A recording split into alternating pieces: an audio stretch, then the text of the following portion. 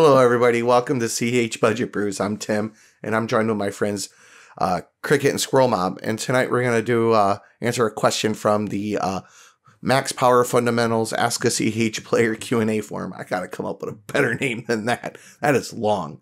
The question is actually submitted from user Legit, and that question is what is the best deck to start on for cEDH is what I'm assuming. He actually says decks, which is not bad. That's kind of applicable.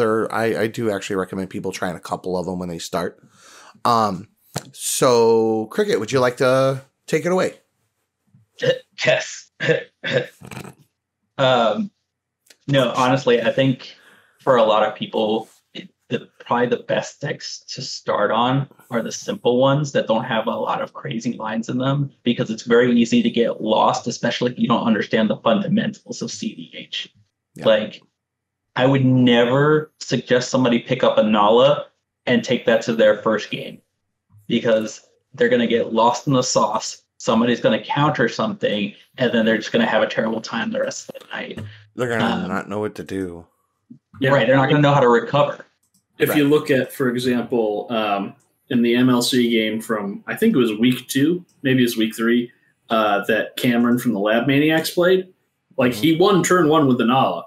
The game lasted 25-ish minutes. A solid 18 of those were him walking through the lines, which goes to show you just like how much it takes to kind of maneuver that deck, even when you literally have it all. It's still been playing it for 5 multiple years. steps. Right. So I think what it really boils down to, I think what are fantastic for starting is commander-centric combo decks. So things where your commander is your combo piece, outlet, whatever you want to call it, because it's pretty straightforward. You play your commander, you find the other half of your combo, boom, you're done. Easy. And that allows you more opportunity and more brain power to focus on learning, like, what should I be countering? What should I be interacting with?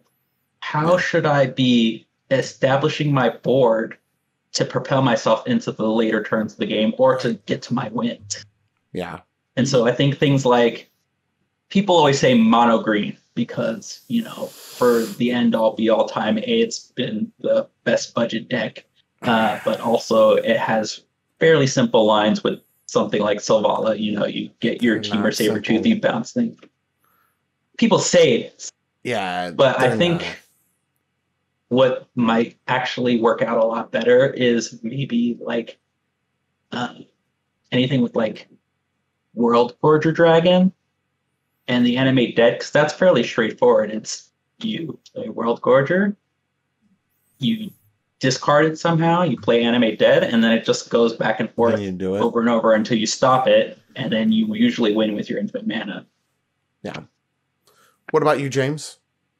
Well, I have a slightly different tack, although I agree, like, mono green is not the place to be, for a couple different reasons. I think because it's incredibly light on interaction for the most part, even though you might not know where to interact properly as you're getting started in the format, it's important to be able to learn how to. And to learn how to, you have to actually be able to play that interaction. And a lot of people for a long time said, Yisan, play Yisan if you're a new player. God, no. No. You have to know what you're doing to play Yisan. Like, you gotta have like galaxy brain knowledge of what you're doing. Like, each verse is an incredibly important decision that you're doing throughout the course of the whole game. Like, don't play Yisan if you're a new player. Like, people will tell you to, just don't. I do agree with Cricket that one thing that players should look for in a deck that they want to play as a new player is a hard outlet. And I think that avoiding convoluted lines is important. So a lot of people will, when you get to certain strategies, advocate for win-conless decks. Things that win with, like, twister loops, or like First Sliver Food Chain will win by casting things off of First Sliver when cascading into it. Now, I don't think First Sliver Food Chain is necessarily an unfriendly deck to new players, but I still wouldn't recommend it personally, because if you have a plan A and it goes south, in a deck that is win-conless, although First Sliver really isn't. It's got a lot of different outlets. It's got Consult. Yeah, it's got Consult and Thrasios, or Consult and Thassa's Oracle. But if you get into one of these like Twister Loop decks that doesn't really have a clear plan B, that is very difficult for a new player to kind of recover from, and then you're floundering, and that doesn't really bode well for anybody at the table. I do think it's beneficial to play a deck with more colors as a newer player, especially if you're in a proxy-friendly meta. I think Tymna Thrasios is fairly forgiving as a deck, especially if you are a little bit lighter on counter spells and play some more board-based interaction. That can be helpful. But I also don't want to necessarily advocate for playing like full stacks either, because that's, again, something that takes a lot of time and knowledge of the meta to develop an understanding of how to play. Another one, Godo, I think is fairly reasonable for a new player to play, just because you don't have a ton of interaction, but your interaction is largely protecting your own stuff. It's a mono-red stompy deck. Yeah, and you get to 11. Yeah. And I know there's a lot more to it than that, but that's a fairly easy line to understand. You got to know when to jam your 11, but it still get to 11. Yeah. Yeah. So I definitely have as the guy who gets asked this question a lot by a lot of people quite often, I have a little more of a convoluted answer. So usually the first thing I ask is, give me examples of decks you already play, or what decks do you like gravitate to? Like, give me 3 decks that you love playing. Doesn't matter the format. Just want to, and what I'm looking for is colors, commander, strategy. Are they playing hard control? Are they playing fast, aggressive decks? Are they playing mid-range? Are they playing like graveyard-based strategies? Are they playing, like, you know what I mean? Are they playing Jund? Are they just Junding people out? Or are they playing Reanimator? Like, they're both red, you know, they both are in black-green, and they kind of have some stuff. So I'm kind of looking for that. 2, I asked them, like, what types of commanders are they generally most interested in, and do they gravitate towards? Again, that is to assess color, overall, like I'm looking to kind of steer them in the direction that they want, like with something that they'll stick with. Because, I mean, really at the end of the day, it doesn't matter what the best deck to play is. More so, it's what deck are you willing to stick with long enough to learn and get good with. And does that deck have a relatively low bar to give you replicatable results? And what I mean by replicatable results is, can you pick that deck up, read the primer, play some amount of games that is reasonable, and begin to marketably improve with it, and start to get regular wins, or even if you don't win regularly, but like maybe you should have won, but you screwed up a line at the last second and that cost you the game. Like, while you didn't necessarily win there, like, if you would have played optimally and you had known that beforehand, you would have finished that game. So I'm more interested in a deck that somebody will stick with and can like build from. Like, even if they don't, like, let's say we pick Corvold, right? And they play some Corvold and they're like, I don't like Crew Chain.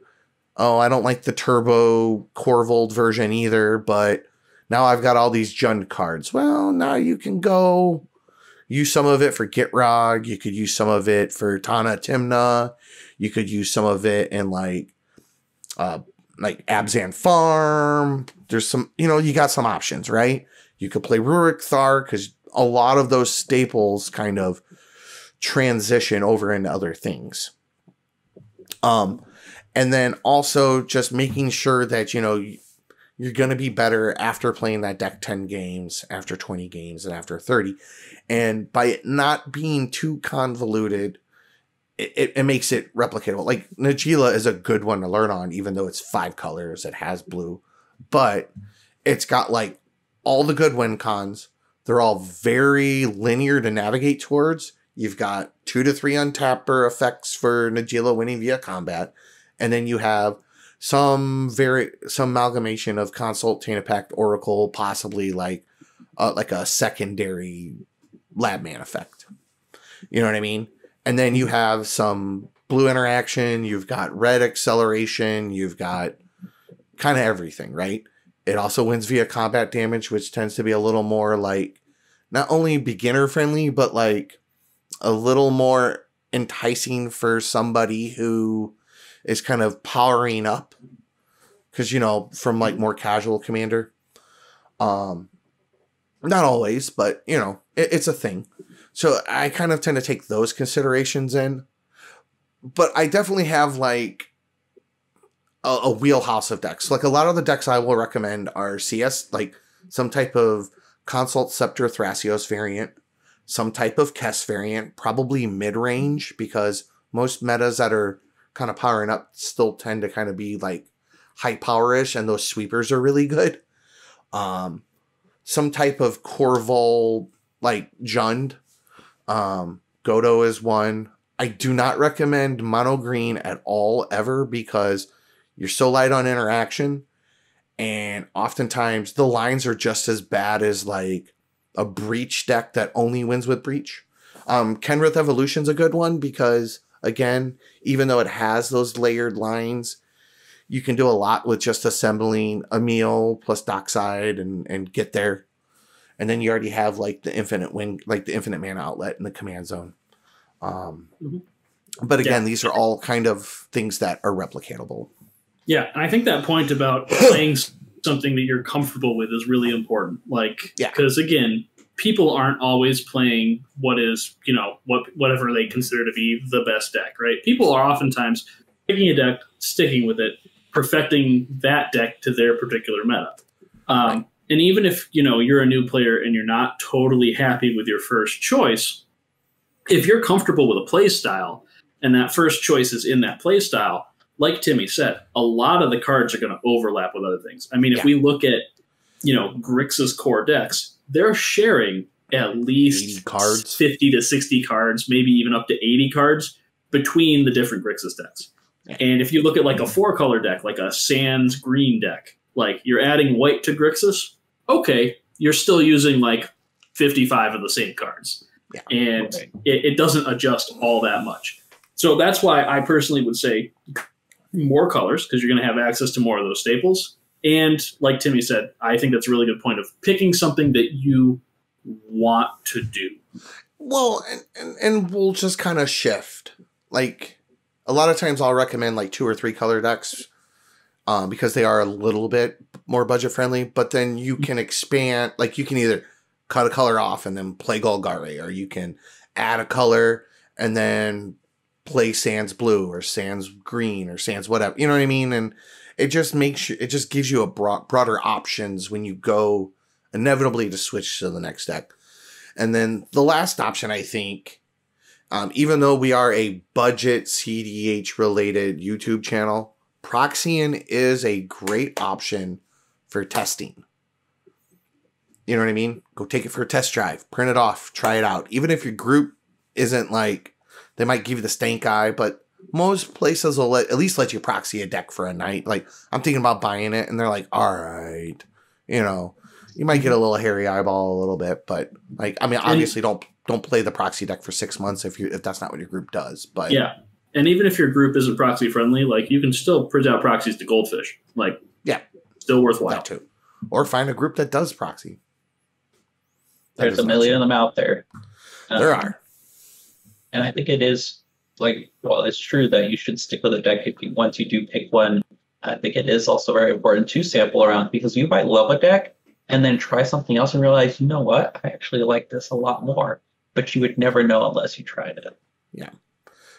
And I personally try to steer people towards decks that are broader, not too narrow. Like, I'm not gonna necessarily recommend like decks that are entirely like, my one issue with commander-centric decks, even though they tend to be a little bit more linear and easier to learn, is so much more of the card pool doesn't convert to other things from like a collection building perspective, personally. Yeah, that can be very true. Any other thoughts? No? I do think budget plays a big role in it. I think you are absolutely right there. Yeah, in a perfect world, budget would not be a huge thing we'd have to consider, but that is not where we live. Not always. All right, guys. Well, thanks again, and everybody have a good night. We will link the questionnaire in the show notes, as always. Talk to you later.